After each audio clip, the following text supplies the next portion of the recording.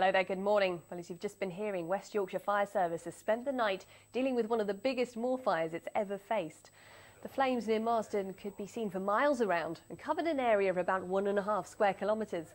At its height, there were 5 engines from West Yorkshire and 2 from Greater Manchester on the scene.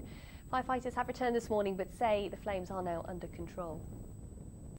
Accessing the fire is difficult, access to water is difficult, the fatigue and the welfare concerns, considerations for our crews is a challenge, but hopefully we're targeting our resources in 2 specific areas at the moment, and hopefully we'll have this fire under control in the next couple of hours.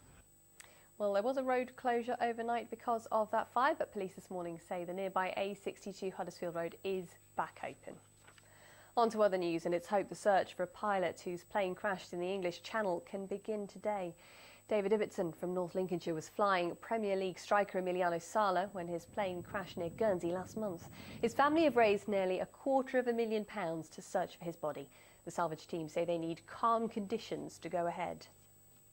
More than 150 people in our region have been banned from seeing their GP because of violent or threatening behaviour.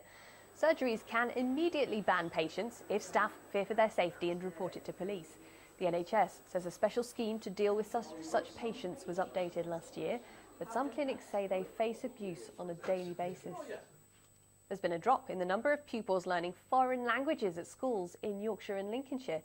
A BBC survey found almost half of those that responded have cut the amount of time they spent teaching languages to 11 to 14-year-olds in the last 5 years. This project in Sheffield pairs up university students with local schools to encourage pupils into languages.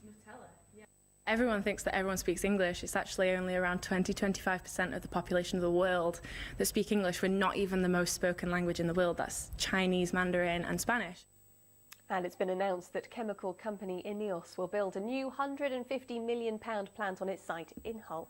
It'll create 40 jobs and make raw materials needed in things like adhesives and carbon fibre. Those behind the plan say it's great news for manufacturing in the region. Let's have a look at the weather now. Here's Lisa.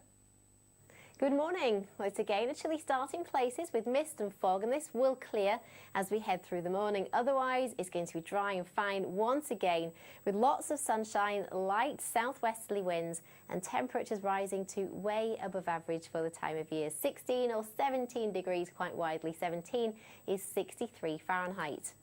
Through this evening and at first night it is going to stay dry and clear, but then later in the night we are going to see patchy mist, fog and low clouds spreading in from the southwest. There will be a ground frost as temperatures drop back to 1 or 2 degrees. So tomorrow there will be some brightness in the morning, but there's going to be a lot of low cloud around. Cloud tend to increase through the course of the day.